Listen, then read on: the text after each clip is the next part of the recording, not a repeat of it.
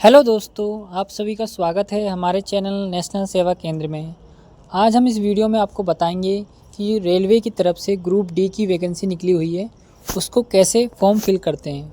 सबसे पहले आपको आना है गूगल पे और मैंने डिस्क्रिप्शन में एक लिंक दी हुई है, उसको कॉपी करके आपको यहाँ पे एंटर करना है। एंटर करने के बाद आप जो आपका पहला अकाउंट बनता है आरआरबी में, वो आपको यहाँ पे सबसे पहले बनाना है। तो सबसे पहले नेशनल कंट्री ऑफ नेशनलिटी, यहाँ पे आपको अपना नेशनलिटी चुननी यानी इंडियन। देन आपको फुल नेम अपना यहाँ पे फिल करना है। जैसे कि आपका नाम राम कुमार है तो राम कुमार, अगर राम है तो राम। तो इसमें फुल नाम फिल करके देन आप सामने देखेंगे रीड टाइप फुल नेम। यहाँ पे आपको रीड टाइप फुल नेम पे अपना फुल नेम भरना है। Then you have change your name, yes या नो, तो आपको नो फिल करना है। देन उसके बाद अपनी डेट ऑफ बर्थ चुननी है, जो आपकी डेट ऑफ बर्थ है। इसमें जो डेट ऑफ बर्थ है वो 18 से 33 साल वाले ही फिल कर सकते हैं, जनरल कैटेगरी वालों के लिए। उसके बाद डेट ऑफ बर्थ फिल करने के बाद आपने अपने जेंडर चुनना है, मेल हैं या फिर फीमेल हैं। ये चुनने के बाद फिर उसके बाद फादर नेम फिल करना है। तो हम फादर नेम फिल कर देते हैं।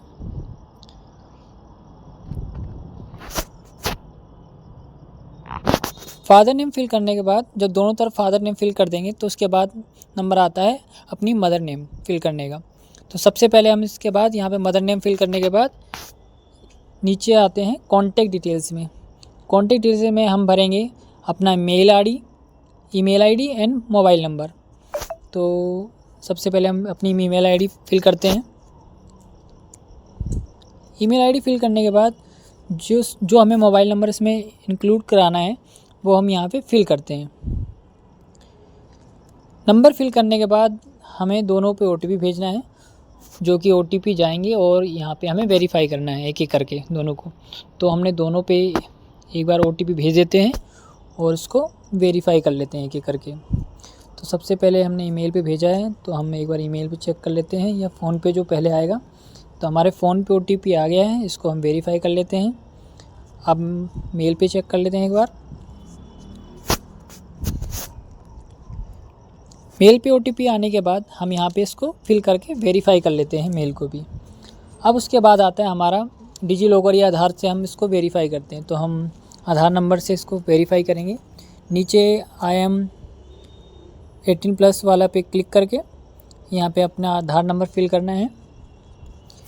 आधार नंबर फिल करने के बाद आपको जनरेट ओटीपी पे क्लिक कर देना है। ओटीपी जैसे ही जनरेट करेंगे, जो आपके आधार कार्ड से मोबाइल नंबर लिंक होगा उस पर एक ओटीपी जाएगा, वो आपको यहाँ पे फिल करना है एंड देन वेरीफाई पे क्लिक करना है। ये सारा क्लिक करने के बाद आप देखेंगे आपके जो आधार का डाटा है वो उठा लिया गया है। उसके बाद आपको एक पासवर्ड बनाना है अपने हिसाब से, जिसमें अल्फ़ाबेट हों, न्यूमेरिकल हों एंड स्पेशल कैरेक्टर हों। तो उसके हिसाब से हम एक पासवर्ड बना लेते हैं एंड देन नीचे I am not a robot पे क्लिक करेंगे।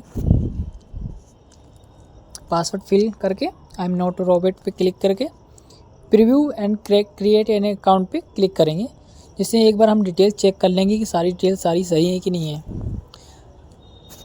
इसमें नाम, father name, date of birth, ये सारा चेक करने के बाद यहाँ टिक करके क्रिएट एन अकाउंट पे क्लिक कर देंगे हम। जिससे क्या होगा, जो हमारा आरआरबी में है अकाउंट क्रिएट हो जाएगा, जो कि हमेशा के लिए अगर हमें बाद में कभी कोई वैकेंसी निकलती है तो लॉगिन करने में आसानी होती है। अकाउंट क्रिएट करने के बाद प्रोसीड पे क्लिक करेंगे एंड ये सक्सेसफुली हमारा अकाउंट क्रिएट हो गया है।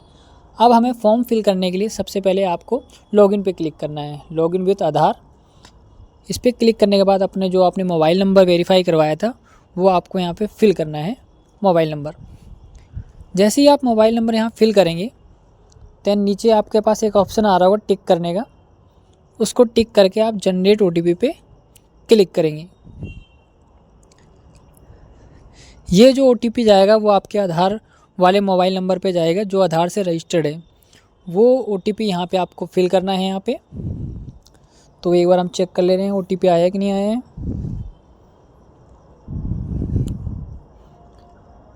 तो ओटीपी शायद आने के बाद I am not a robot,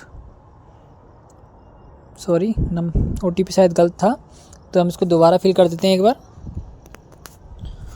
OTP fill करने के बाद आई एम नॉट रोबोट पे क्लिक करके लॉगिन पे क्लिक कर देंगे। देखेंगे जैसे ही हमने लॉगिन पे क्लिक करते हैं तो जो हमारा प्रोफाइल का जो इंटरफेस है अंदर फॉर्म का वो खुल के सामने आ जाएगा यहाँ पे। इसके बाद भी शायद अभी भी गलत बता रहा है, तो हम एक बार इसको दोबारा देख लेते हैं OTP भेज के।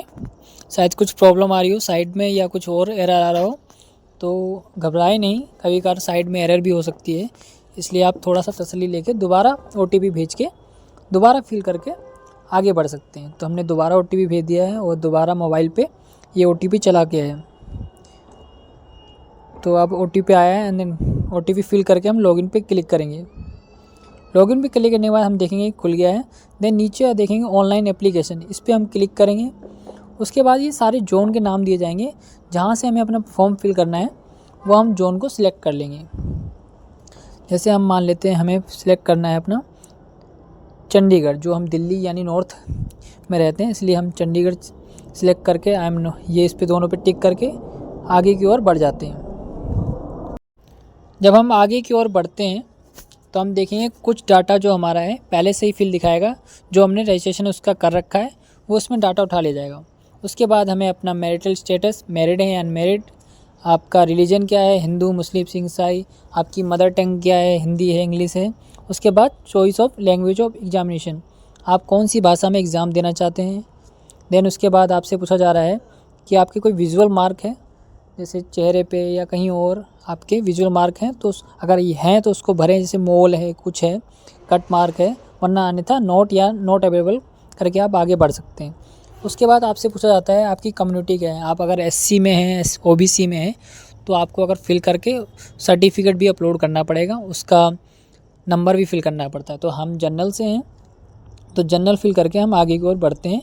तो नीचे हमें आता है एड्रेस फिल करने का, प्रेजेंट एड्रेस, तो हम दिल्ली से भर रहे हैं। उसके बाद डिस्ट्रिक्ट साउथ डिस्ट्रिक्ट, उसके बाद जो हमारा एड्रेस है इसमें फुल एड्रेस फिल करना है आपको, जैसे आपका मकान नंबर, गली नंबर, जो भी आपका पूरा एड्रेस है, आपकी सिटी, आपका ज़िला, सारा का सारा इसके अंदर फिल करना है। उसके बाद नीचे आता है nearest present nearest police station, तो नीचे हम जो है यहाँ पे सिटी, यहाँ पे हम अपनी सिटी फिल करेंगे। सिटी फिल करने के बाद अपना पिन कोड फिल करेंगे। उसके बाद पूछता है परमानेंट एड्रेस, अगर आपका सेम एड्रेस है तो आपको टिक करके आगे की ओर बढ़ जाना है, वरना आपको नया फिल करना है। फिर सेव करके हमें नेक्स्ट पे क्लिक करते हैं। यहाँ हमसे पूछता है अगर आप एक्स सर्विसमैन हैं तो नो, और छोटी मोटी चीज़ें PW कैटेगरी के यस या नो, तो उसको हम नो करते हुए आगे की ओर बढ़ जाते हैं। ये सारा फिल करते हुए नीचे की तरफ हम बढ़ेंगे नो करते हुए, क्योंकि हम कोई भी कैटेगरी की नहीं है या हम कहीं काम करते हैं रेलवे में ही, तो उसको हम नो करते हुए आगे की ओर बढ़ते हुए जाते हैं। अब जो नीचे ऑप्शन है सबसे, वो मेन है यहाँ पे अकाउंट नंबर का। इसको आपको अच्छे से फिल करना है, क्योंकि अगर आप अकाउंट नंबर में गलती कर देते हैं भरने में, तो आपका जो फ़ीस रिफ़ंड होगी वो नहीं हो पाएगी, क्योंकि जो उसमें आप टायर 1 का पेपर देंगे और उसके बाद आपकी ये फ़ीस रिफ़ंड होती है। तो सबसे पहले पूछा है refund of fees account holder name, यहाँ पे आपको जो आपका अकाउंट में नेम है वो आपको यहाँ पे फिल करना है। इसके बाद पूछा गया है refund of the bank account number, तो यहाँ पे अपना जो बैंक अकाउंट नंबर है वो आपको यहाँ पे फिल करना है। फिल करने के बाद दोबारा कंफर्म करने के लिए आपसे दोबारा मांगा है आपका अकाउंट नंबर, वो आपको यहाँ पे फिल करना है। दोनों बार सही से अपना अकाउंट नंबर फिल करने के बाद सबसे लास्ट में मांगा है आपसे refund of fees bank IFSC code, तो यहाँ पे जो बैंक का IFSC कोड होता है वो आपको यहाँ से फिल करना है, जिससे क्या होगा वो ब्रांच कोड उठा लेगा, जिससे कि आपको पैसे भेजने में और ज़्यादा दिक्कतें नहीं आएंगी। IFSC कोड फिल करने के बाद चेक करके देखेंगे आप ब्रांच आ रही कि नहीं, उसके बाद सेव करके नेक्स्ट पे क्लिक कर देंगे। उसके बाद आता है आपका एजुकेशन सेक्शन। यहाँ ग्रुप D की वैकेंसी जो है वो 10th लेवल पे है, तो हम इसे यहाँ पे सिर्फ 10th की मार्कशीट ही का विवरण देंगे। तो अपने कहाँ से, कौन से स्टेट से किए हैं, कौन से ज़िले से किए हैं, आपका कौन सा बोर्ड है, CBSE बोर्ड है, UP बोर्ड है, बिहार बोर्ड है, वो फिल करेंगे। उसके बाद आपसे पूछा जाता है कि आपकी जो पासिंग ईयर है 10th की वो क्या है, तो आपको डेट, मंथ और ईयर के हिसाब से यहाँ पे पासिंग ईयर को चुनना है। पासिंग ईयर चुनने के बाद अगला सेक्शन है आपका 10th का रोल नंबर का। तो जो आपका 10th का रोल नंबर है वो आपके मार्कशीट में छपा होगा, वो आपको यहाँ पे फिल करना है। 10th का रोल नंबर फिल करने के बाद फिर लास्ट ऑप्शन है जो इसमें एजुकेशन सेक्शन में, वो है सीरियल सर्टिफिकेट नंबर। तो वो भी मार्कशीट में या सर्टिफिकेट में टॉप में राइट में या लेफ़्ट में लिखा रहता है। उसके बाद आपको 8 पे करके क्लिक करके नेक्स्ट हो जाना है। नेक्स्ट करने के बाद आप अगले पेज पे आ जाएंगे। यहाँ पर आपको अपनी जो लाइव फ़ोटो है वो कैप्चर करनी है और अपना जो साइन है वो अपलोड करना है। तो लाइव फ़ोटो कैप्चर करने के लिए आपको कैप्चर लाइव पे क्लिक करना है। फिर कैप्चर लाइव पे क्लिक करने के बाद आप देखेंगे ऑप्शन आ रहा है आपके पास कैप्चर का, आर यू ट्विन। तो यहाँ पे नो क्लिक करके आप अपनी लाइव फ़ोटो कैप्चर करेंगे। जो ये गोला है उसके बीच में आपका चेहरा रहना चाहिए एंड प्लग झपकाते ही आप देखेंगे ये क्लिक हो गई है। फ़ोटो क्लिक होने के बाद दूसरा ऑप्शन है, नीचे आप आते हैं थोड़ा सा स्क्रॉल करके, तो यहाँ पे सिग्नेचर अपलोड करना है। सिग्नेचर जो है आपको वो अपलोड कर देंगे सही से, जैसे हमारा ये बीच में आ गया है। देन टिक करके और हम सेव पे इसको क्लिक कर देंगे। फिर इसको नेक्स्ट पे आ जाते हैं। नेक्स्ट पे आने के बाद यहाँ हमसे पोस्ट के प्रेफरेंस मांगता है। इसको आपको सही से फिल करना है, क्योंकि आप कौन सी पोस्ट को चाहते हैं सबसे पहले वही आप रखें जिसमें आपको लगता है कि इसमें मेरी ज़्यादा वैकेंसी है, या मुझे इसमें कट ऑफ निकाल लूँगा मैं, या मुझे ये अच्छे से आता है। तो हमने एक लिस्ट बना रखी है प्रेफरेंस की कि हमें कौन सा पहले प्रेफरेंस चुनना है, कौन सा बाद में चुनना है। हमने एक रिसर्च करके अपने हिसाब से हमें कौन सी अच्छी लगती है उसके हिसाब से हमने एक प्रेफरेंस बना लिया, और किस में ज़्यादा पोस्ट हैं उसके हिसाब से हम ऊपर से लेके नीचे अपनी प्रेफरेंस रखेंगे। तो आप अपने हिसाब से रख सकते हैं, आप कौन से जोन से फॉर्म भर रहे हैं, वहाँ पे कितनी पोस्ट हैं, आप कौन सी कैटेगरी में, आप जनरल में हैं उसकी पोस्ट कितनी है, एससी में है तो उसकी पोस्ट कितनी है। आप उसके हिसाब से ही पोस्ट को ऊपर नीचे सिलेक्ट करें ताकि आपको बाद में कोई दिक्कत ना हो। मान लो अगर आपने ऐसी कोई पोस्ट चुन ली जिसमें जैसे मान लीजिए आप एससी कैटेगरी में और उसमें पोस्ट ही 1-2 हों, तो आपको बहुत ज़्यादा नुकसान हो सकता है। तो इसलिए पोस्ट को सही से ही चुनें। पोस्ट को प्रेफरेंस चुनने के बाद आप आई हेयर पे क्लिक करेंगे। देन नीचे भी आप आई हेयर पे क्लिक करके अपना प्लेस जहाँ से आप फॉर्म फिल कर रहे हैं या जहाँ से आप फिल करना चाहते हैं वो यहाँ पे आपको फिल कर दें। जैसे हम दिल्ली से फिल कर रहे हैं तो दिल्ली, देन सेव पे क्लिक करके आपको प्रीव्यू पे आ जाना है। फॉर्म को हम एक बार सही से देख लेंगे कि हमसे कोई गलती ना हुई हो। उसके बाद हम टिक करके आप फाइनल सबमिट कर देंगे।